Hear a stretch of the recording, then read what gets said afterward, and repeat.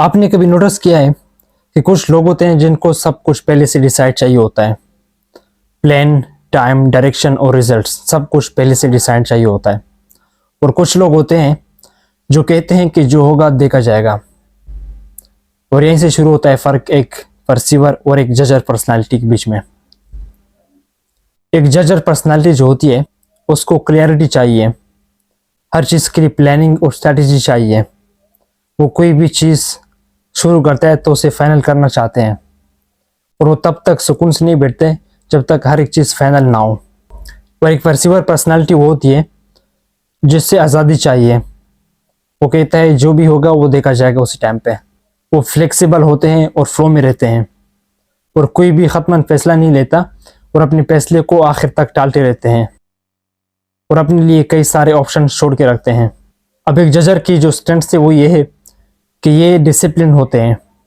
कोई भी काम शुरू करता है तो डिसिप्लिन से करता है और अपने कामों में डिसिप्लिन को फॉलो करते हैं। और ये जब भी कोई काम शुरू करता है तो उसको फाइनल करते हैं, यानी किसी भी काम को बीच में या अधूरा नहीं छोड़ते हैं। तो इन खूबियों की वजह से वो इतने काबिल होते हैं कि वो किसी भी सिस्टम को खड़ा कर सकते हैं, कोई भी सिस्टम बना सकते हैं। लेकिन इनका रिस्क ये है कि ये लोग अपनी ज़िंदगी को चेकलिस्ट बना देते हैं। कोई काम भी शुरू करते हैं तो चेकलिस्ट बनाते हैं, प्लानिंग करते हैं। कुछ काम ऐसे भी होते हैं जो स्टार्ट नहीं कर सकते क्योंकि वो इनके प्लान के मुताबिक नहीं होते। ये अपनी लाइफ को जीना भूल जाते हैं। हर काम में स्ट्रेटजी, हर काम में प्लानिंग और हर काम में इनको क्लैरिटी चाहिए होती है। और एक परसीवर की जो स्ट्रेंथ है वो ये है कि ये क्रिएटिव बहुत ज़्यादा होते हैं। इनके पास बहुत सारे आइडियाज़ होते हैं। किसी भी सिचुएशन में कोई भी आइडियाज़ लेके आ सकते हैं और ये लोग अनएक्सपेक्टेड सोल्यूशन ला के दे सकते हैं। किसी भी प्रॉब्लम का कोई भी सोल्यूशन ला के दे सकते हैं और किसी भी टाइम पे। इनके पास प्रॉपर प्लानिंग ना होने के बावजूद भी ये किसी भी सिचुएशन में कोई भी सोल्यूशन ला के ढूंढ सकते हैं।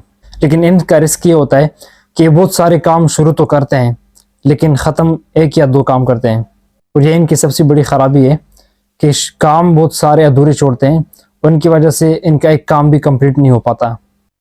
अब मसला ये नहीं है कि कौन सी पर्सनैलिटी बेहतर है, मसला ये है कि हम भी इन पर्सनालिटीज़ को समझने में गलती करते हैं। जो जजर होता है उसके बारे में कहा जाता है कि कंट्रोल फ्रीक है। हालांकि वो कंट्रोल फ्रीक नहीं होता, बल्कि उसे हर चीज़ क्लैरिटी से चाहिए, हर चीज़ को क्लैरिटी से फिनिश करना चाहता है। और एक जजर के बारे में ये कहा जाता है कि ये बहुत केयरलेस है, इसके पास कोई प्लानिंग नहीं है। हालांकि वो केयरलेस नहीं होता, वो बस अपने फ्लो में रहना चाहता है। अगर आप जजर हो तो आप ये सीखो कि आप ज़िंदगी में हर चीज़ को कंट्रोल नहीं कर सकते। कुछ ऐसी भी चीज़ें होंगी जो आपके कंट्रोल से बाहर होंगे। अगर कोई भी चीज़ आपकी प्लानिंग के मुताबिक नहीं चलती तो आपको अपने इमोशंस को स्टेबल रखना है और अनएक्सपेक्टेड सिचुएशन के लिए आपको तैयार रहना है। अगर आपकी पर्सनालिटी परसीवर है तो आप ये सीख लें कि ज़िंदगी में हर चीज़ को अधूरा छोड़ना आपकी नाकामी का सबब बनता है। आपको बहुत सारे काम शुरू करने के बजाय एक ही काम को शुरू करना चाहिए ताकि आप उसको फिनिश कर लो, फिर आप उसके बाद दूसरा काम स्टार्ट करें। क्योंकि ये जो है एक परसीवर पर्सनालिटी की सबसे बड़ी गलती है।